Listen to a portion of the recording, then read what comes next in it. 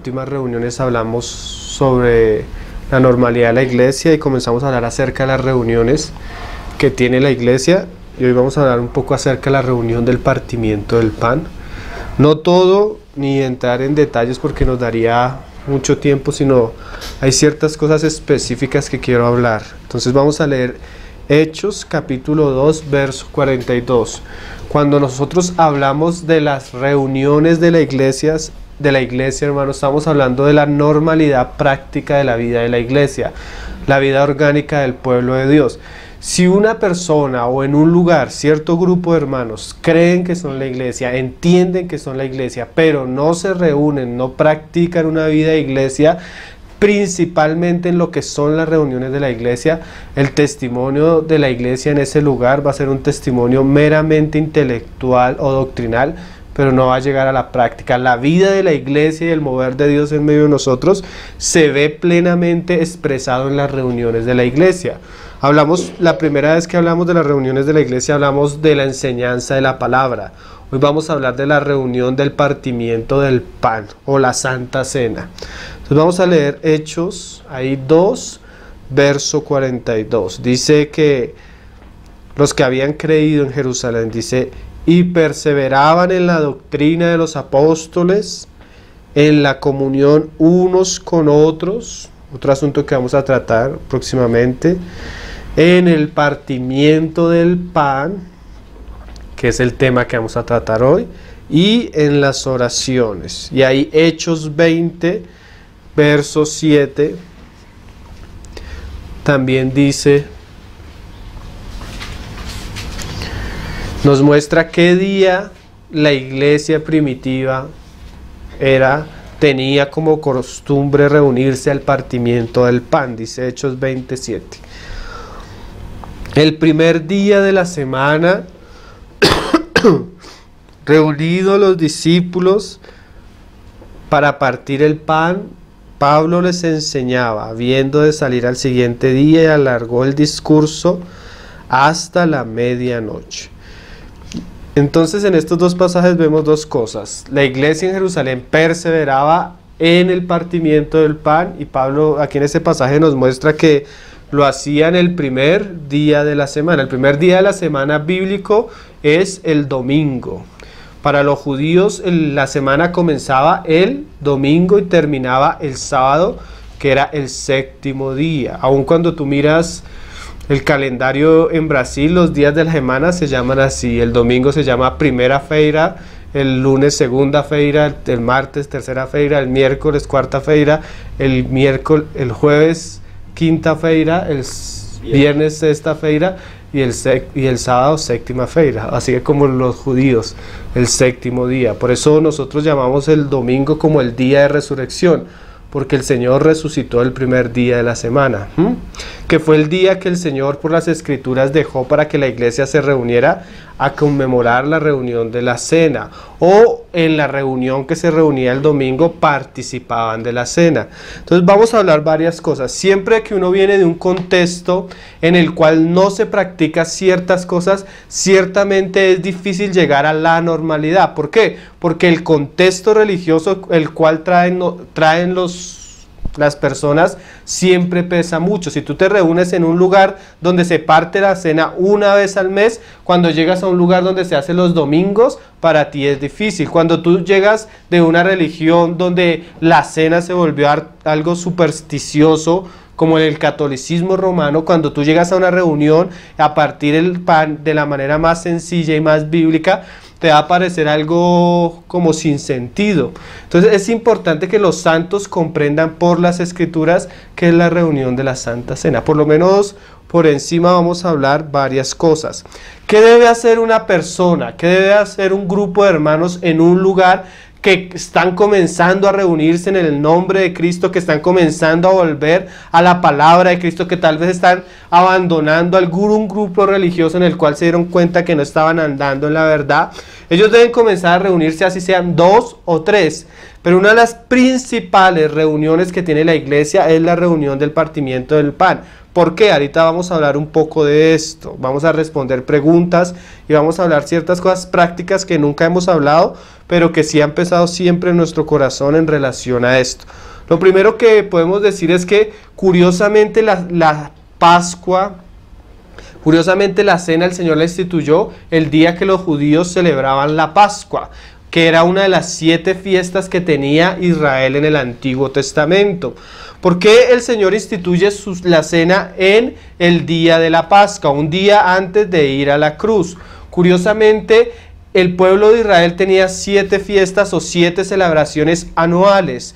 Cuando tú miras el Nuevo Testamento, la iglesia solo tiene una celebración como tal, que era la Santa Cena. Las fiestas de Israel tenían cierto orden, cierta secuencia, ciertos días que se celebraba y cierta enseñanza.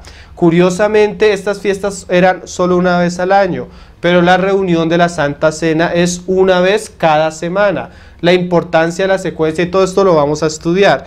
Primero quiero que miremos un poco el ejemplo del rey Josías, porque él vivió en un tiempo donde el pueblo de Israel había perdido las escrituras y la tradición de las fiestas ellos no la habían vuelto a celebrar, hasta que volvieron a abrir las escrituras y se dieron cuenta que Dios había mandado celebrar ciertas fiestas en medio del pueblo. Cuando ellos se dieron cuenta que Dios había mandado algo, hubo un profundo deseo de ellos de cumplir aquello que no se estaba haciendo. Asimismo, muchas veces cuando uno llega a lugares, a iglesias donde no se reúnen a celebrar la cena del Señor, muchos hermanos, aunque son conscientes por la palabra, aunque saben que deben reunirse a participar el pan porque Cristo lo mandó, muchas veces no lo hacen. Muchas veces excusándose de algunas maneras, si se puede decir pseudo espirituales, como si fuera más espiritual no practicar lo que Dios ha dicho por las escrituras que dejarlo de hacer por algunos temores que nosotros tenemos. Acuérdense que en la Biblia Dios hace mandamientos y uno de los mandamientos que el Señor les dijo a sus discípulos fue este: haced esto en memoria de mí. Entonces vamos a mirar un poco lo que pasó cuando este rey se dio cuenta que ellos no estaban celebrando las fiestas que Dios había mandado, y que esto nos va a servir de enseñanza, porque siempre que tú miras la cena está muy relacionada con la Pascua. Entonces vamos a ver Segunda de Reyes, capítulo 22, verso 18. Como decíamos al comienzo, cuando comenzamos a hablar de estos asuntos, nosotros debemos volver hacia las escrituras. Es un trabajo que Dios debe hacer con su pueblo, volver cada vez más y más a conformar su vida y su práctica a lo que dicen las escrituras. Este rey Josías mandó a uno de sus administradores a sacar del tesoro de la casa de Dios, del lugar donde se dejaba la ofrenda de la época, los tesoros, porque estaban reparando la casa. Estaban haciendo ciertas adecuaciones en la casa. Cuando él va y pide, el sacerdote le entrega la ofrenda que se había recogido, pero también le entrega la ley. Cuando este hombre mira la ley y la lee, se da cuenta que ellos no estaban cumpliendo nada de lo que Dios les había dicho. Se la lleva al rey y el rey, al ver la ley, se asombra de lo que está leyendo. ¿Por qué? Porque la práctica, la vida y las costumbres de Israel se había apartado totalmente de lo que Dios les había mandado en la ley. Entonces el rey manda a preguntarle a un profeta, a una mujer profeta, qué significa todo esto y qué deben hacer en relación con lo que están viendo que se debe hacer y no están haciendo. Porque muchas veces tú llegas a la palabra y te das cuenta que tú o Dios manda ciertas cosas y tú no lo estás haciendo. ¿Qué debo hacer cuando sucede eso? Porque yo puedo darme cuenta que la palabra dice una cosa y mi conciencia me va a mostrar que yo no estoy viviendo conforme a eso. ¿Qué debo hacer en un momento como eso?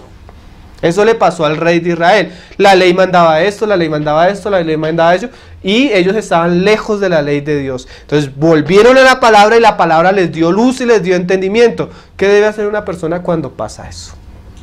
El rey no era sabio, no era entendido en las escrituras. Entonces él manda consultar al Señor. Hay cosas que nosotros no sabemos, no entendemos, somos inmaduros, hemos pecado muchas cosas, hemos sido desobedientes, infieles. ¿Qué debo hacer? Acudir a aquellas personas que yo sé que me van a dar un testimonio verdadero de Dios, que la palabra de Dios abunda en sus bocas. Yo no debo acudir a aquella persona que yo sé que me va a decir lo que yo quiero oír.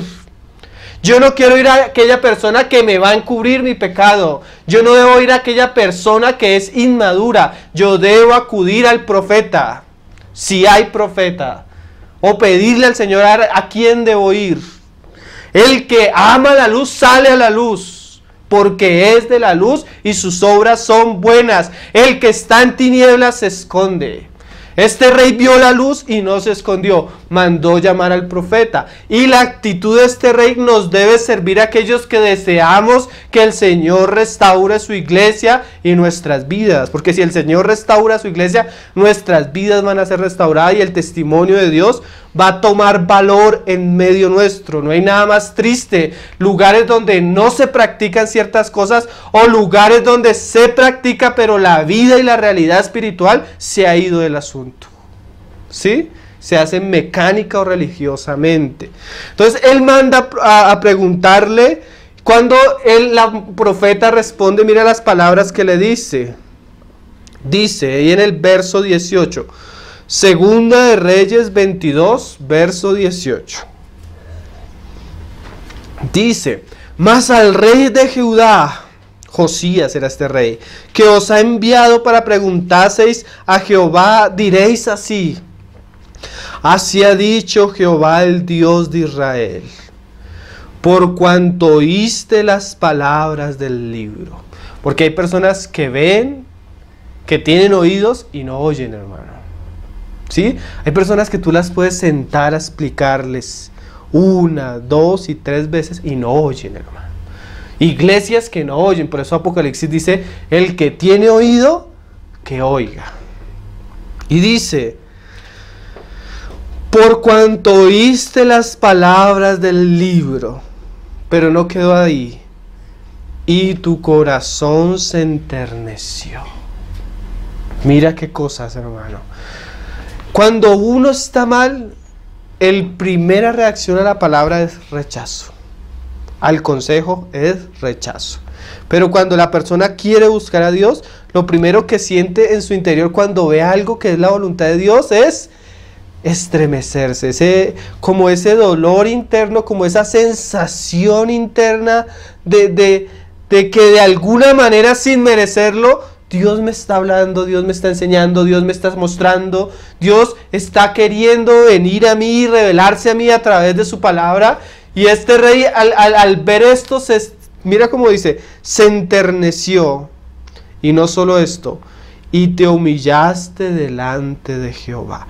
¿Qué debe hacer un grupo de hermanos que se están reuniendo en el nombre de Cristo y no han comenzado a participar de la Santa Cena juntos delante del Señor? O no lo hacen de la manera que la Biblia dice que se debe hacer. Primero, enternecerse. Segundo, humillarse delante de Dios. Decirle: Señor, en nuestra ignorancia no hemos hecho lo que tú has mandado. ¿Qué debemos hacer? ¿Qué debemos hacer, Señor? Perdónanos a nosotros, y muchas veces no solo nosotros, sino estos reyes, este pueblo cargaba con la ignorancia y el pecado de los que le habían precedido. ¿Sí? No se había guardado el testimonio de generación en generación, y estos hombres se levantaron en medio de una generación donde lo que Dios había hablado no existía. Pero mire lo curioso, aunque ellos no eran de alguna manera tan responsables, se humillaron delante de Dios. Y mira lo que hizo delante de Jehová. Cuando oíste lo que yo he pronunciado contra este lugar y contra sus moradores, que vendrán a ser asolados y malditos, y rasgaste tus vestidos y lloraste en mi presencia, también yo te he oído, dice Jehová. O sea, este rey se humilló al leer las escrituras, al ver que no las estaban cumpliendo, y el Señor lo vio. Y mira lo que le manda a decir: por tanto, he aquí yo te recogeré con tus padres, y serás llevado a tu sepulcro en paz. Y no verán tus ojos todo el mal que yo traigo sobre este lugar. Y ellos dieron al rey la respuesta. Cuando ellos vienen y le dan la respuesta al rey, el rey comienza a darse cuenta que Dios dice: no te harás ídolos. Y la casa del Señor estaba llena de ídolos. Sacaron los ídolos, sacaron las cosas perversas, porque antes que el Señor pueda construir en nuestra vida, Él necesita sacar ciertas cosas. Es como tú no puedes construir algo si hay algo ya existente ahí.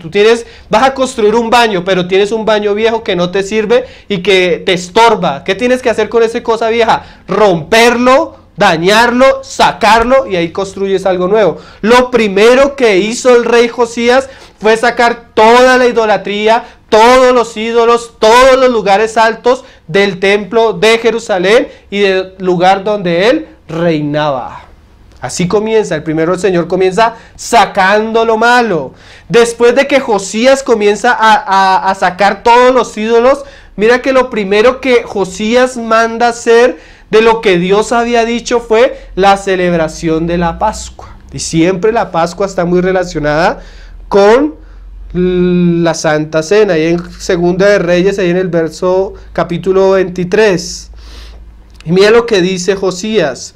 Entonces el rey mandó reunir con él a todos los ancianos de Judá y de Jerusalén, y subió el rey a la casa de Jehová con todos los varones de Judá, y con todos los moradores de la tierra, y con todos los sacerdotes y profetas, y con todo el pueblo, desde el más chico hasta el más grande, y leyó, oyéndolo ellos, todas las palabras del pacto que había sido hallada en la casa de Jehová. Los hermanos que están viendo que en su vida, en su práctica como iglesia, no están cumpliendo ciertas cosas, se deben sentar a los pies del Señor. Primero humillarse, pedir perdón y rogarle al Señor que por las Escrituras Él les muestre qué deben hacer. Cuando el rey se sentó con todo el pueblo, sacerdotes, profetas, les mostró en la ley qué se debería hacer. La reacción del pueblo de Dios que quiere honrar a Dios es lo que sigue en el versículo siguiente.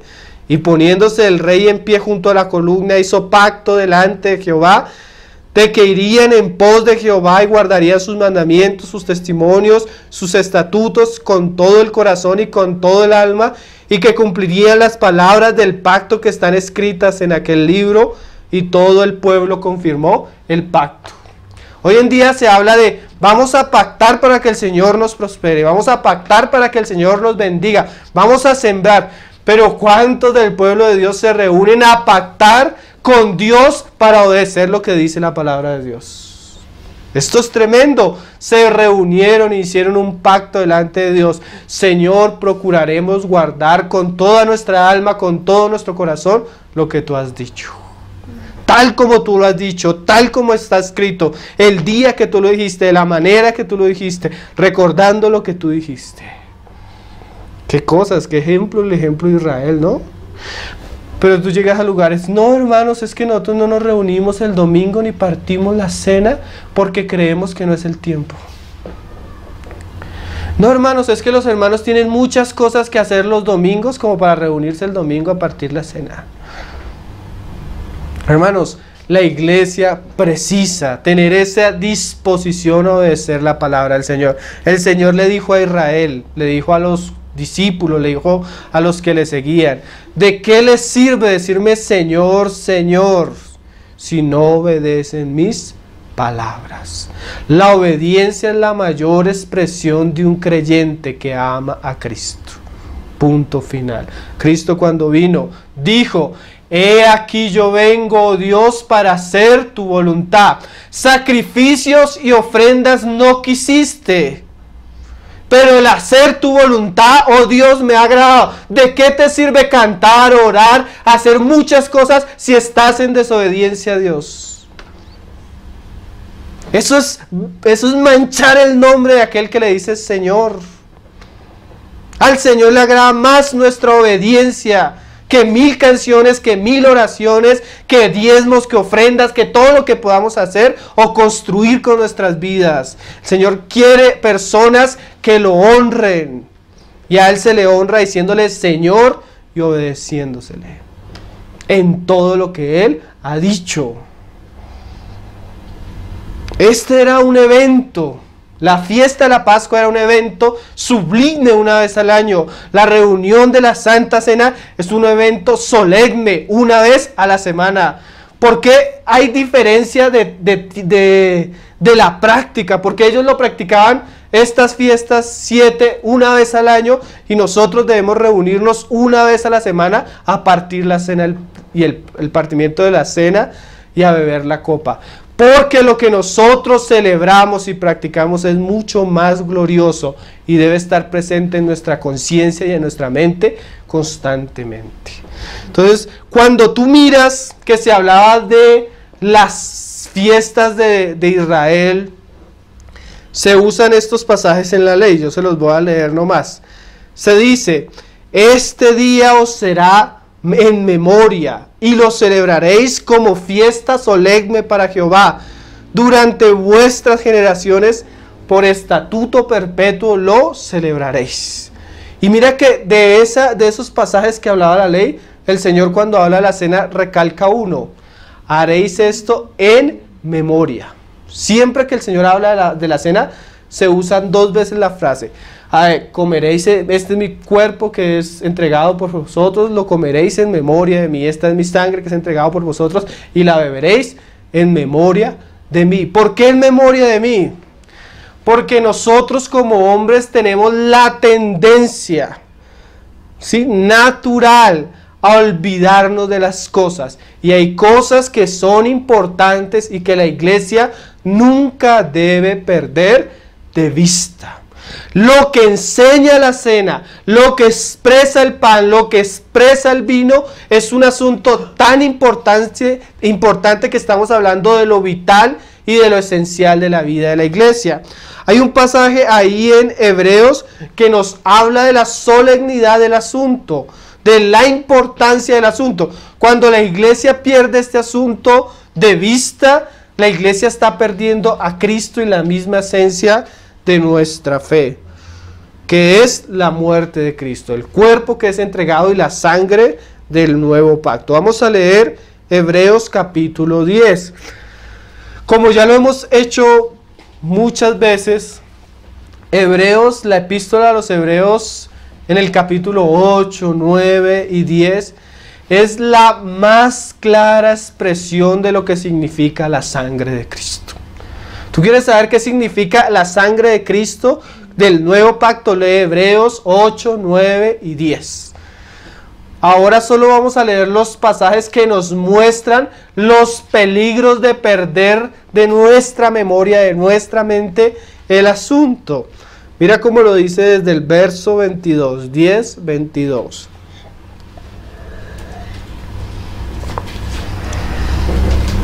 Dice: acerquémonos con corazón sincero, en plena certidumbre de fe, purificando los corazones de mala conciencia y lavados los cuerpos con agua pura.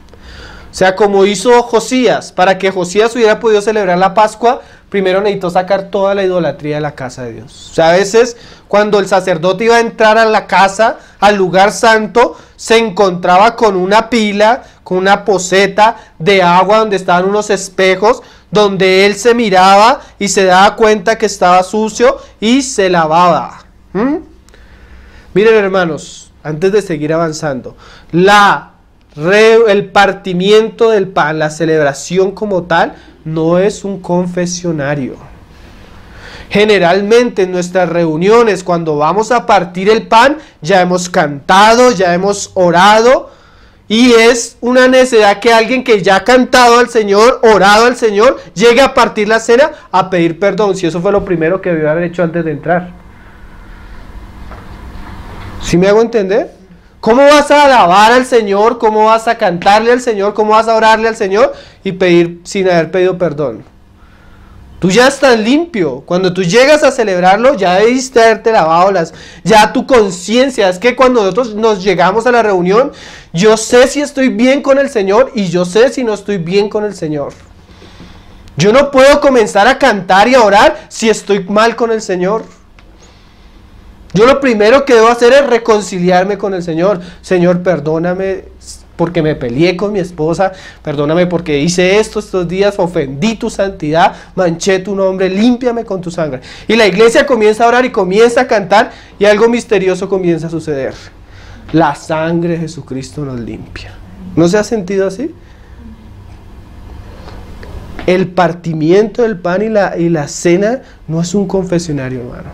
Porque ahí ya comenzamos a perder de vista lo que es esencial e importante. Ahorita lo vamos a ver. Eso de que a veces traemos cosas del catolicismo romano. Les doy un ejemplo. Vamos a darnos un minuto para ponernos a cuenta de Dios. ¿Sí se acuerda que usted lo hacía allá? Y se arrodillaba un minuto antes de participar del pan y la cena. Hermano, cuando usted viene a la comunión de los santos, lo primero que debe hacer es ponerse a cuentas con Dios. Eso es de lo primero que hace uno cuando uno acerca la reunión, ¿no? ¿Cómo pueden pasar 2, 3 alabanzas, oraciones, lecturas de la palabra, sin que nosotros nos hayamos inmutado? Acerquémonos, pero lavémonos. Mira lo que dice: mantengamos firme, sin fluctuar, la profesión de nuestra esperanza. Acuérdense que ellos perseveraban en la doctrina de los apóstoles, en la comunión y en el partimiento del pan. Debe haber constancia, porque la constancia hace que las cosas sean verdaderas y tomen su valor. Un ejemplo: tú hoy vas a hacer ejercicio, mañana haces ejercicio.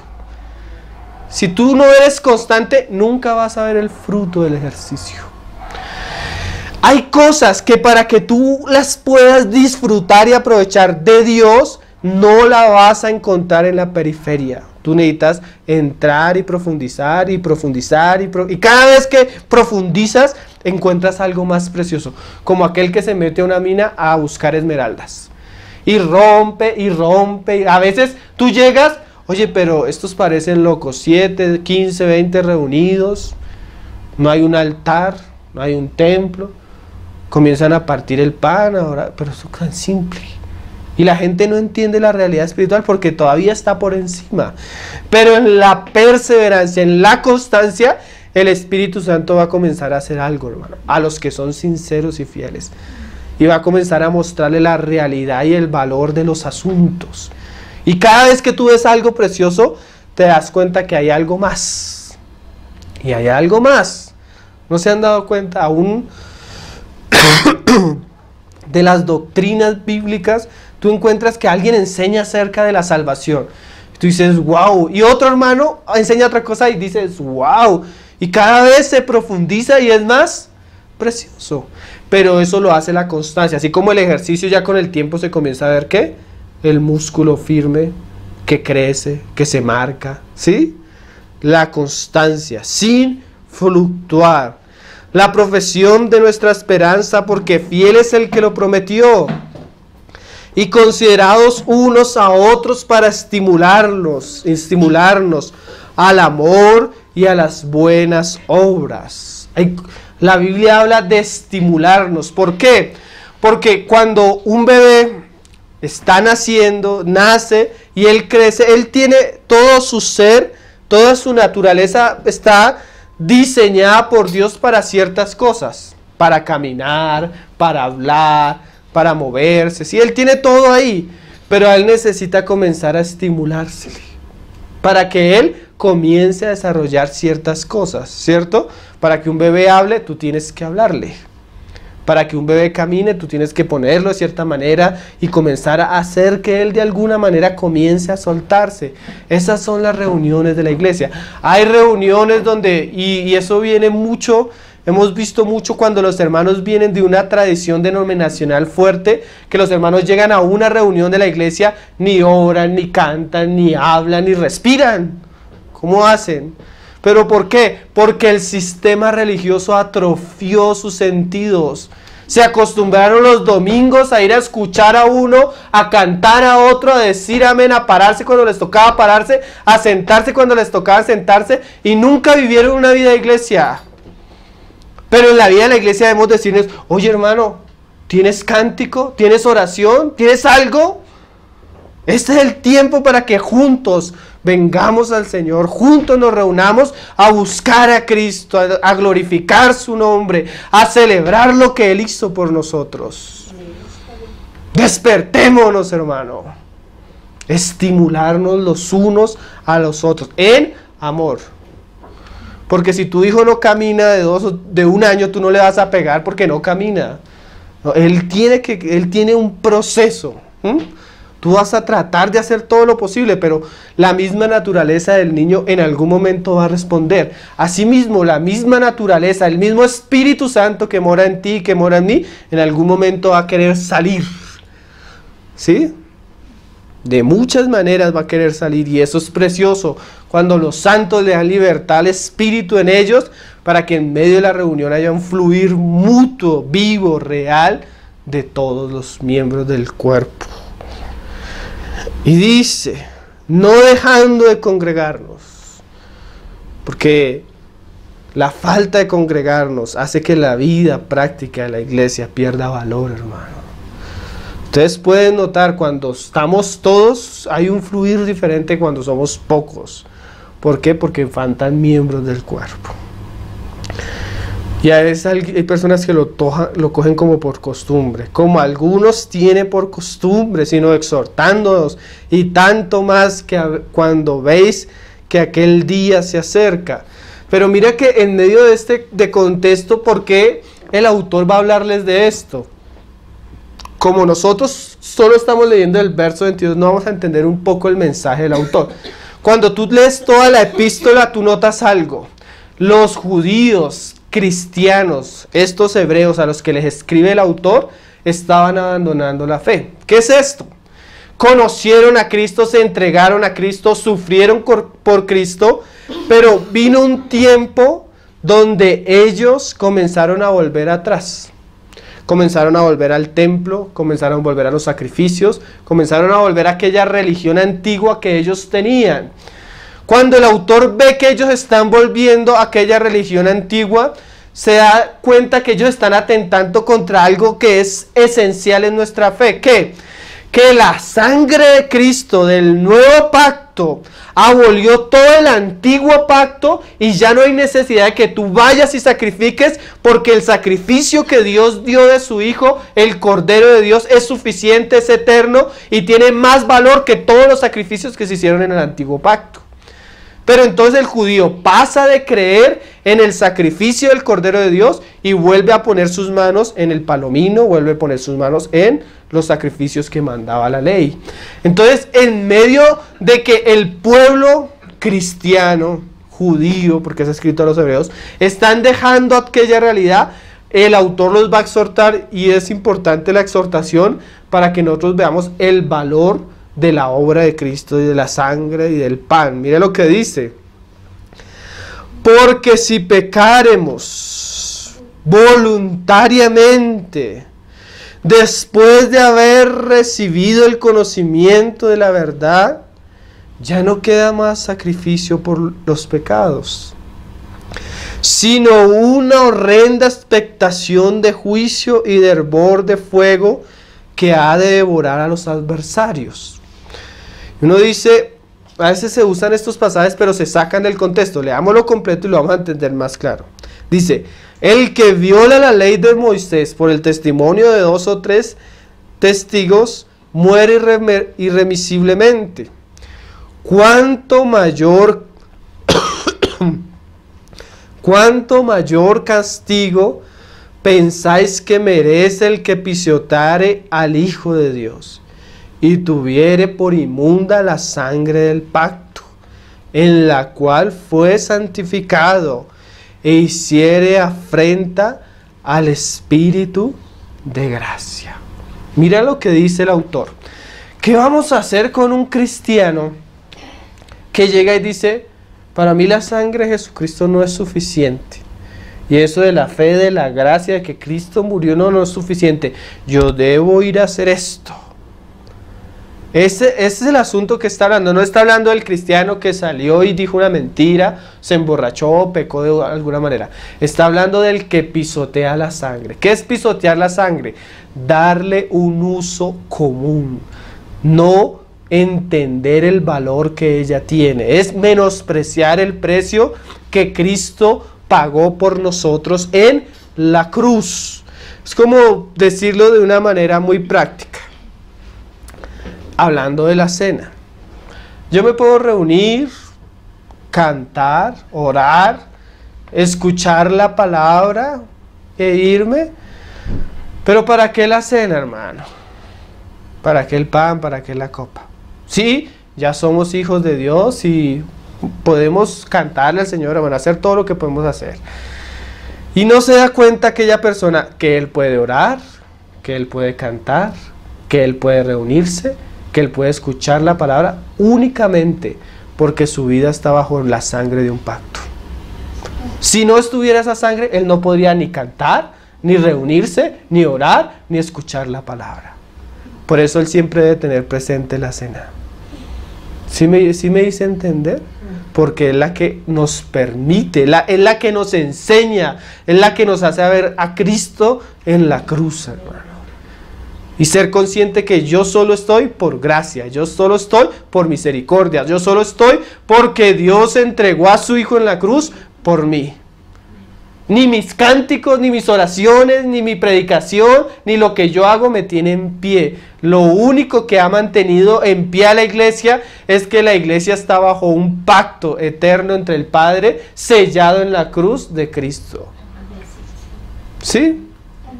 Entonces yo nunca puedo poner ese sacrificio en un lado mínimo. Y esa expresión del sacrificio que es la cena. ¿Sí me estoy haciendo entender, hermano? Dice, pues conocemos al que dijo, mía es la venganza, yo daré el pago, dice el Señor. Y otra vez el Señor juzgará a su pueblo.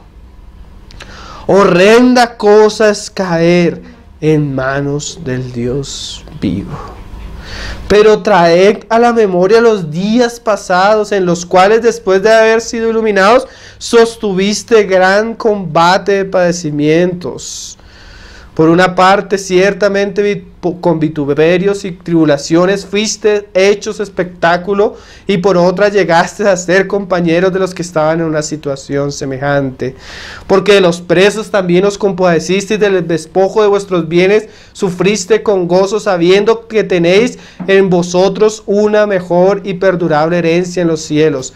No perdáis pues vuestra confianza, que tiene grande galardón, porque es necesaria la paciencia para que, habiendo hecho la voluntad de Dios, obtengáis la promesa. Porque aún un poquito, y el que ha de venir vendrá y no tardará. Mas el justo vivirá por la fe, y si retrocediere, no agradará a mi alma. Pero nosotros no somos de los que retroceden para perdición, sino de los que tienen fe para preservación del alma. Y ahí claramente nos muestra que el juicio que está hablando el autor no es para condenación eterna, sino es para un castigo del alma, o de preservación del alma, o castigo del alma.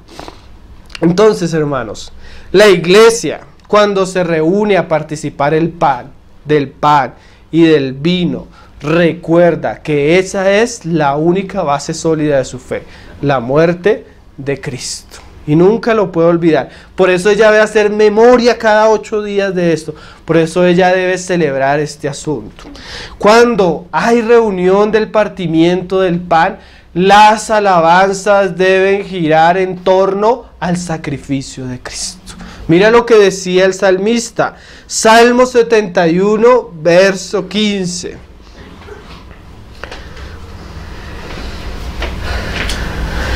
Es una celebración, es una fiesta.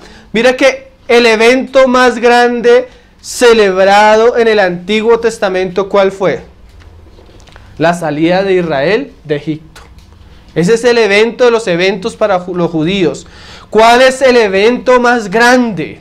¿Cuál es la obra más grande que la iglesia se reúne a celebrar? Que construyó un mejor templo. Miren, hermanos, nosotros, miren, ni siquiera nos reunimos a celebrar que estamos contentos. Porque muchas veces celebramos y no estamos contentos. Porque si yo estoy contento o no estoy contento, eso es pasajero. Pero hay algo que Dios hizo que tiene un valor eterno. una obra que era tan grande que cuando Él la anunciara a los hombres, muchos no la creerían. He aquí yo algo nuevo, decía el Señor. Y cuando nosotros nos reunimos, nuestras alabanzas, nuestra proclamación debe girar en torno a lo que el Señor hizo. Salmo 71, verso 15 dice: mi boca publicará tu justicia y tus hechos la salvación todo el día, aunque no sé su número. El salmista no sabía su número, nosotros sí sabemos el número. Un solo hecho, un solo día, un solo hombre, el Hijo del Hombre, en una sola cruz, derramando una sola sangre para salvación a todos los que creen. Un solo sacrificio con el cual hizo perfectos, con el cual redimió a todos los que habían de creer en Él. Dice el salmista, cuando nos reunimos a cantar, ¿a qué venimos? Vendré a los hechos poderosos de Jehová el Señor. Mira lo precioso. Cantamos de los hechos de Jehová el Señor. Haré memoria de tu justicia, de la tuya sola. No voy a hacerme, oye Señor, si ves cómo anduve esta semana, Señor, gracias Señor. Si ves cómo oré esta semana, gracias Señor.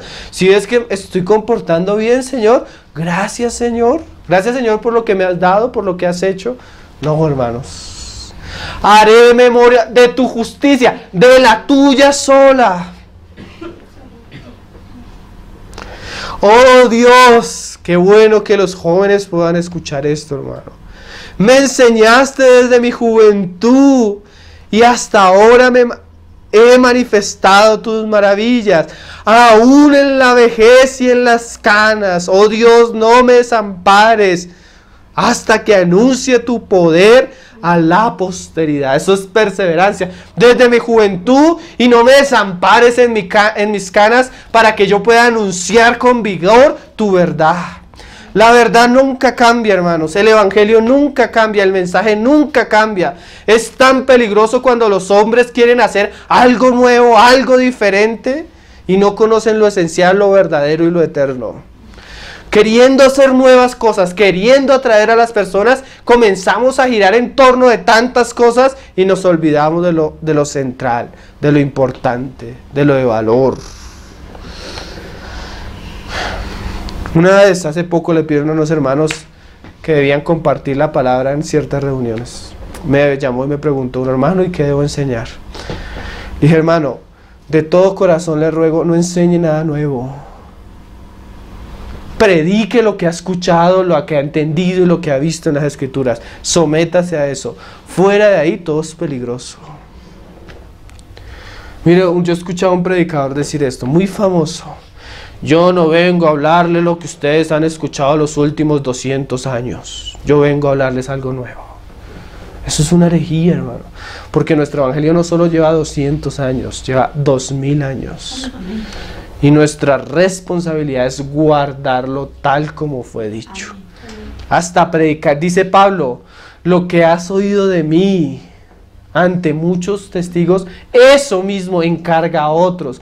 Cuídate aún de las palabras. O sea, el evangelio se debe predicar hasta con las mismas palabras que está escrito. Lo mismo nuestros cánticos, hermano.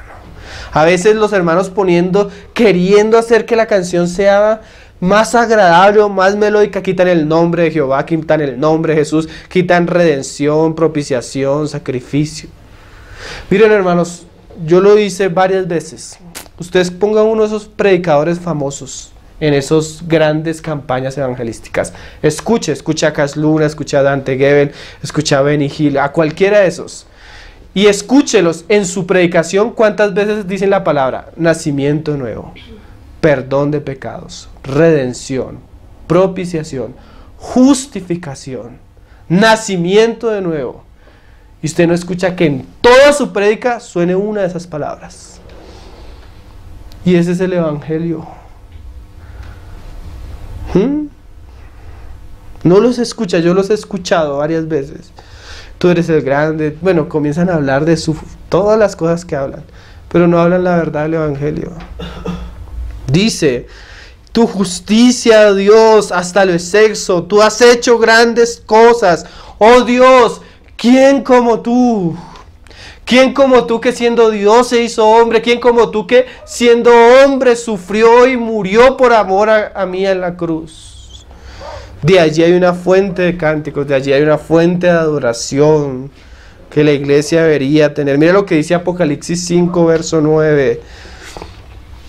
Dice, esto es maravilloso, en el cielo hay alabanza, en el cielo hay gozo, en el cielo hay alegría. ¿De qué cantan en el cielo?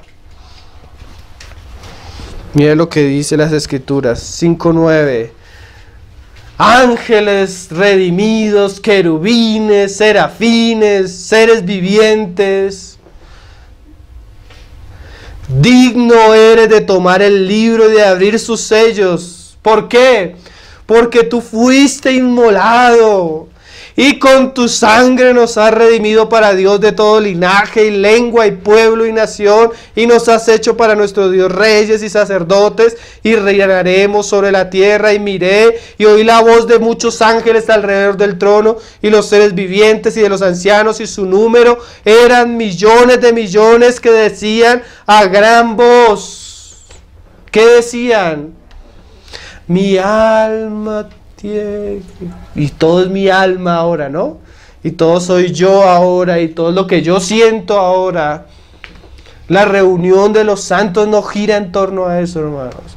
La reunión de los santos gira en torno a que el Cordero que fue inmolado es digno de tomar el poder, la riqueza, la sabiduría, la fortaleza, la honra, la gloria y la alabanza.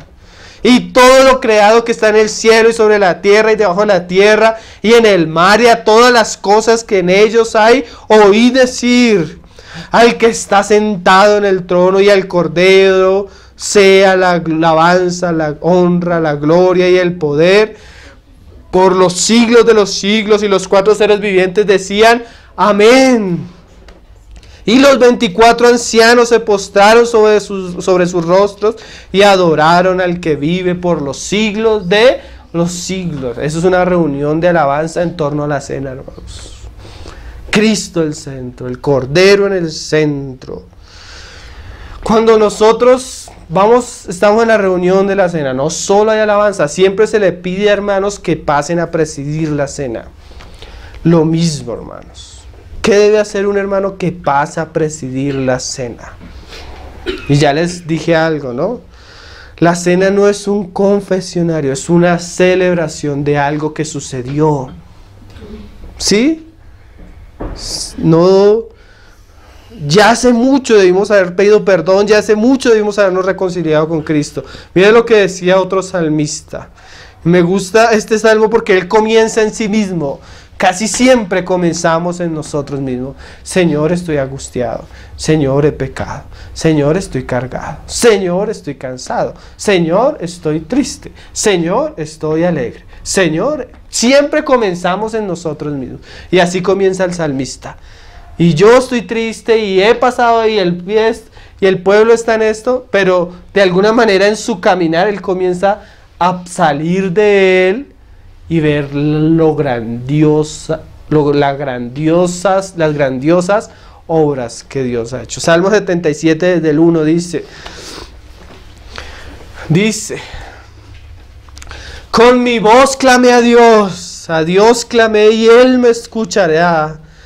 Al Señor busqué y en el día de mi angustia alzaba Él mis manos de noche sin descanso. Mi alma rehusaba consuelo. Pobre salmista, mira todo lo que estaba viviendo.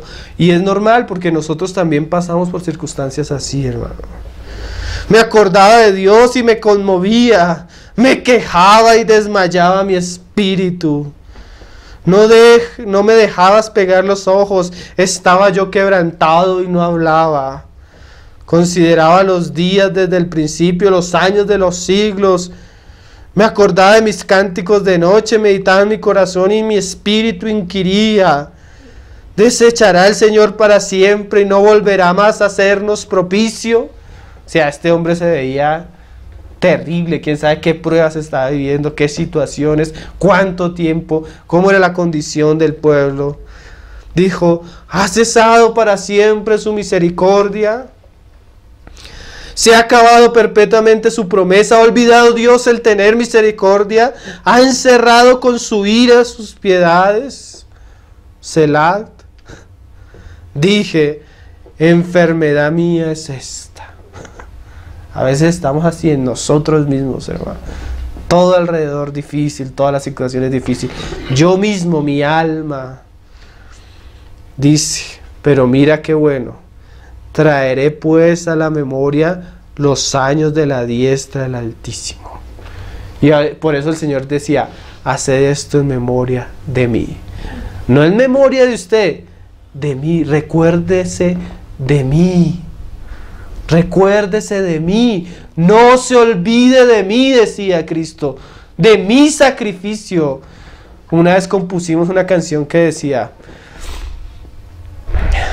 la canción dice así más o menos, dice, cansada, angustiada, desamparada, con angustia clamabas y nadie te escuchaba.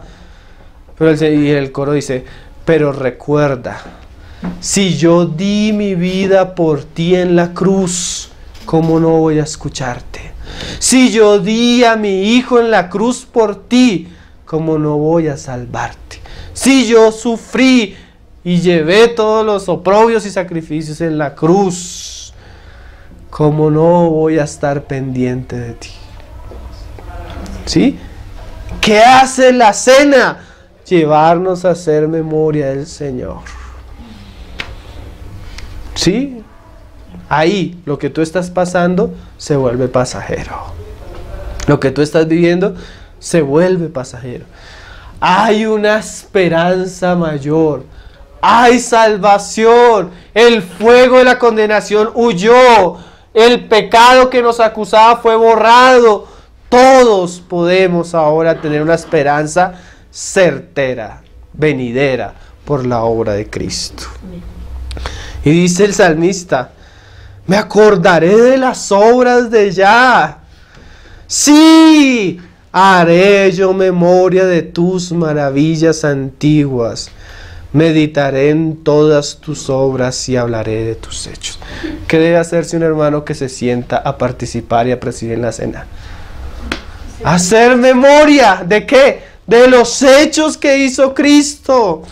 Gracias, Señor, porque nos redimiste, como decía Apocalipsis, y nos hiciste reyes y sacerdotes.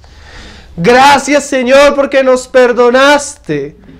Y siempre hablamos en pasado. ¿Por qué? Porque fue un hecho consumado.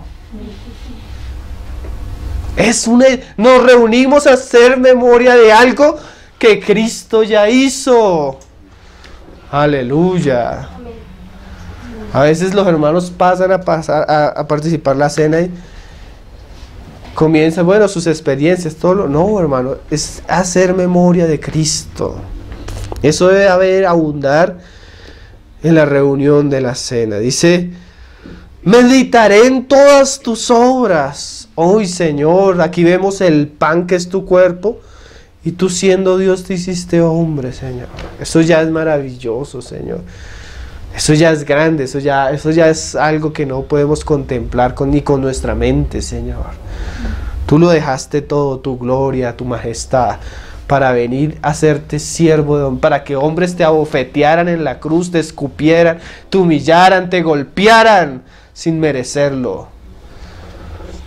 Partido, herido, molido por su a tal punto que el salmista lo ve y dice que los que lo veían no lo reconocían. ¿Cómo quedaría su rostro que los que lo conocían no lo reconocían? Haré memoria de tus hechos. Y ahí en esa cruz solo decía, Señor, perdónalos porque no saben lo que hacen. Meditaré en todas tus obras y hablaré de tus hechos. Oh Dios, santo es tu camino. ¿Qué Dios es grande como nuestro Dios? Tú eres el Dios que hace maravillas. Tú eres el Dios que salva, tú eres el Dios que perdona, tú eres el Dios que nos reconcilió, tú eres el Dios que estás preparando una morada eterna para nosotros. Tú eres nuestro Dios. Hiciste notorio en los pueblos tu poder. Con tu brazo redimiste a tu pueblo, a los hijos de Jacob y de José. Te vieron las aguas, oh Dios. Las aguas te vieron y temieron. Los abismos también se estremecieron. Aquí está hablando de cuál obra, de Israel saliendo de Egipto. Pero tú puedes hacer memoria de tantos. Mira, yo he escuchado series de prédicas del último día de Cristo. Oh Dios, tú fuiste ante Herodes, ante Pilato, y tú guardaste silencio y te humillaste. Tú fuiste entregado por aquel que tú amabas, oh Señor. Tú fuiste a la cruz, Señor. Tú descendiste al Seol, Señor. Tú estremeciste el Seol con tus palabras. Tú robaste de las llaves del maligno y lo venciste en la muerte. Resucitaste y por eso estamos en pie hoy. Esos son asuntos centrales que deben tener las personas que presiden la cena. ¿No creen? Para terminar, ¿quién no debe participar de la cena? Hay un pasaje de la Pascua que nos habla de eso. Vamos a leerlo. Éxodo 12, verso 48, que también nos sirve claramente para la cena, la reunión de la Santa Cena. Éxodo 12, verso 48. Dice: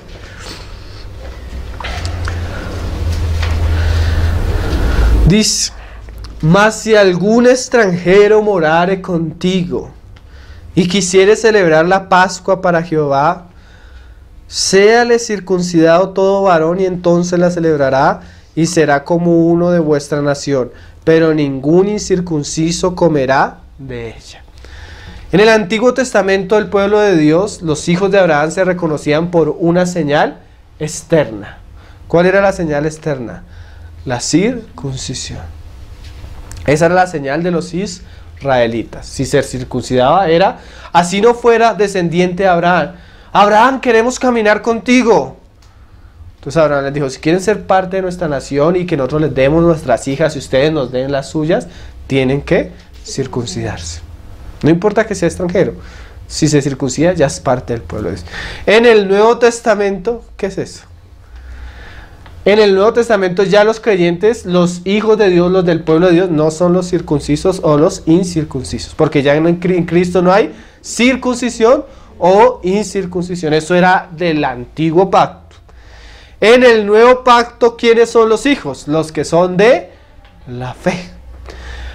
En la reunión de la Santa Cena pueden participar de la cena de las cosas santas todos los que son nacidos de nuevo.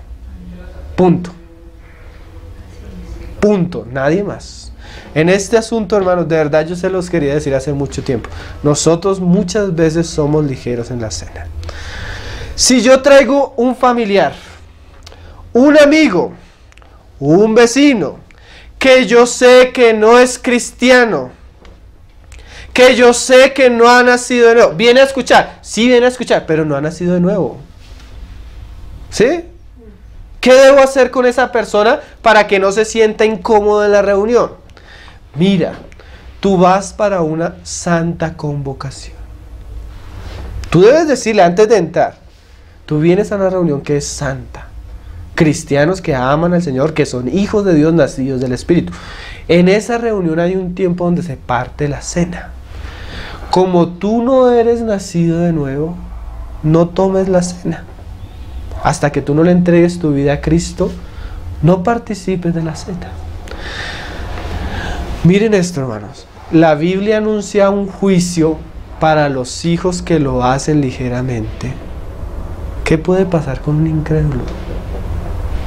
Ahí para el juicio, ¿para quién será? ¿Para el creyente que le da la cena o para el incrédulo que la recibe? Para el que le da. Para el que le da. Si yo soy consciente. Miren, nosotros tenemos una ventaja, hermano. Somos poquitos. Nos conocemos, hermano. Hasta los apellidos nos conocemos. Entonces yo sé quiénes son creyentes o no. Si yo traigo una persona, yo cuando la traigo, yo sé si es creyente o no. Yo sé, es un hermano. Viene de otro lugar, pero es un hermano. Todos los que son de Cristo tienen derecho a comer del pan y del vino. Pero si yo tengo un familiar, un vecino, y lo traigo, yo sé que no es creyente. Antes de haberlo traído, yo debía haberlo evangelizado.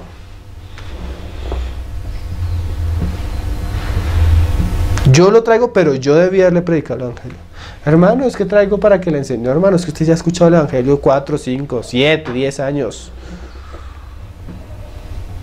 Lo mínimo que esperamos es que usted ya lo haya evangelizado. Esa persona dice, quiero ir a ver.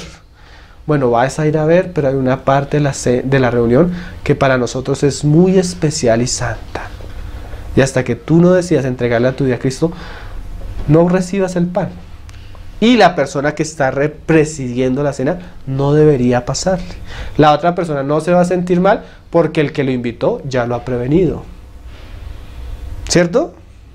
Así, él puede ver, él puede estar, pero no va a participar. ¿Qué pasa con nuestros hijos que no son creyentes? Vamos a decir lo mismo que decimos con el bautismo. Es muy común, generalmente en los campamentos pasa esto, hermano. Se van a bautizar 10. Entonces los niños que están ahí, al ver el bautismo, eso es como una emoción colectiva. Todos quieren bautizarse. ¿No les ha pasado? Papi, yo quiero bautizarme, yo quiero bautizarme con los otros. Mi amor, pero tienes 8 años. Todavía no entiendes lo que es el bautismo.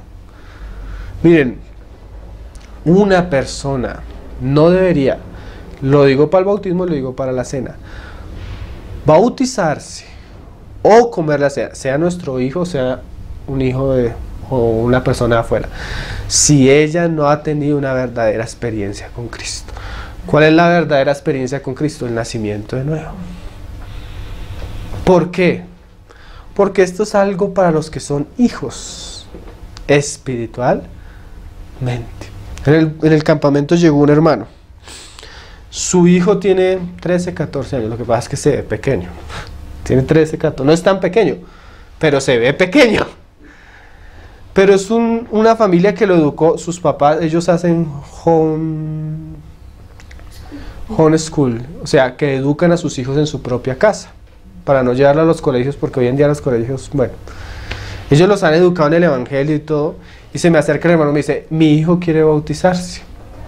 Le digo, hermano, ¿por qué tu hijo quiere bautizarse? ¿Porque está en el campamento y todos están bautizando? ¿O porque tú has visto que él tiene una experiencia con el Señor? Y mira que este niño es un niño que está en la casa y sus hermanitos están jugando y él se sienta en internet a escuchar prédicas. Y eso pasa, y a veces uno ve eso en familias de hermanos. Sus hijos siendo muy niños tienen experiencias con el Señor. Si ustedes conocen a Lichi, sí, ella ha venido acá. ¿Sabes qué? La hermana Miriam cuenta que los niños de ella salían a jugar todos chiquitos. ¿Y Lichi dónde está? Iba y entraba en el cuarto sentada, arrodillada, orando y llorando. De 12, 11 años. Son niños que, siendo muy niños, tienen ya una experiencia con el Señor. Oran solos, leen la palabra solos, buscan ir a las reuniones solos. O sea, no está el papá o la mamá, como nos toca a muchos, ahí haciendo la labor del Espíritu Santo hasta que haya una obra interna. Yo digo, nosotros como papá hacemos la labor del Espíritu Santo externa. Tienes que orar, tienes que leer, tienes que hacer esto. En algún momento oramos al Señor para que el Espíritu haga esa obra interna. Amén, ese es nuestro trabajo, hasta donde podemos externamente, pero rogamos al Señor que haga la obra internamente. Entonces él me decía, hermano, quiero que le hables del bautismo porque él se quiere bautizar.